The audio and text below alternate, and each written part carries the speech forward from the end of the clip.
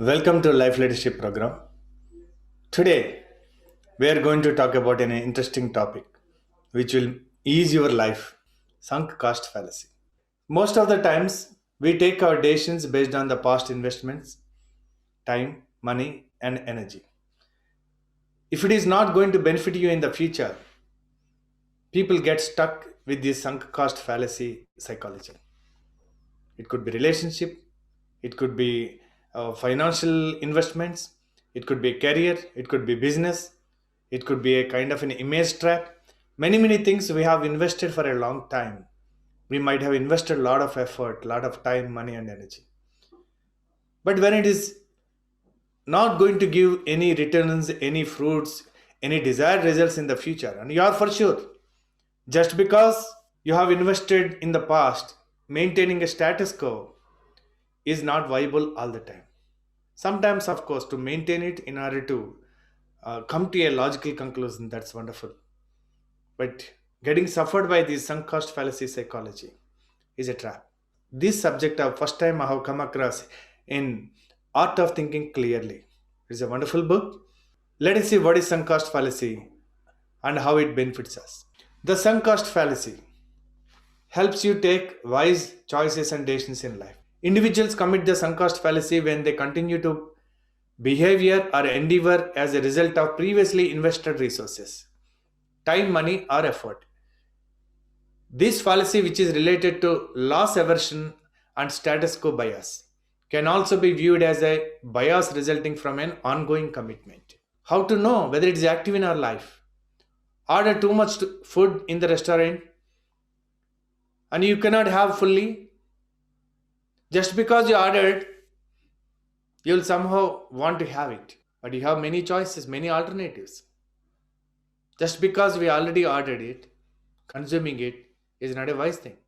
Similarly, suppose you went to a movie. The purpose of going to movie is either it should inspire you, or relax you, or entertain you. These kind of things, one goes to a movie. But imagine if the movie is boring and you are getting a headache, it is not of your interest. But you told your friend or your spouse that let's go home, it's no more interesting. Let's not waste our time. But what if they say, we already taken ticket, let's watch. If they say that, that means understand that sunk cost fallacy is very much active. And look at your wardrobe and so many things in our home which we don't use more than 6 months or 1 year. Still they occupy some space. We pay rent, we pay some price to every square feet we have. Either you must sell it or give it to somebody if it is not useful to yourself. According to Wikipedia, in economics and business decision making, a sunk cost, also known as a retrospective cost, is a cost that has already been incurred and cannot be recovered. Sunk costs are contrasted with prospective cost, which are future costs that may be avoided if action is taken. It's very important, my dear friends. If action is taken, forget about the loss or the investment you have done in the past. You're actually saving yourself from the future loss. In other words, a sunk cost is sum paid in the past that is no longer relevant to decisions about the future. Bygone principle. According to classical economics and traditional microeconomic theory, only prospective costs are relevant to a rational decision. At any moment in time, the best thing to do depends only on current alternatives. The only thing that matter are the future consequences. Past mistakes are irrelevant. I repeat it for you. The only things that matter are the future consequences. Past mistakes are irrelevant. Any cost incurred prior to making the decision have already been incurred no matter what decision is made. Whatever the loss supposed to happen is already happened. And if you make decisions based on what's already happened, it's like crying over spilt milk. Humans get caught in this psychological trap for several possible reasons. Sticking with the plan even when it no longer serves you. Maybe the strategy might be working for you earlier, it's no more working. Before COVID times, there are so many business models are working very well. It may not be working any further. Sticking with the same plan, even when it no longer serves you, understand you are in SCF, sunk cost fallacy. It could be a reaction or no action to regret. It could be an attempt to convince others and ourselves that our decisions are not wrong, our attempts are not wasteful. Most importantly, if you started a business, if you have taken a decision and a relationship or a career, anything against the wishes and advices of many people, especially close people, you will be in a mode to prove that you are not wrong. So understand that sunk cost fallacy is going to put you under stress. What is this trap? The sunk cost fallacy is most dangerous when we have invested a lot of time, money, energy, or love in something. This investment becomes a reason to carry on. What is this SCF trap?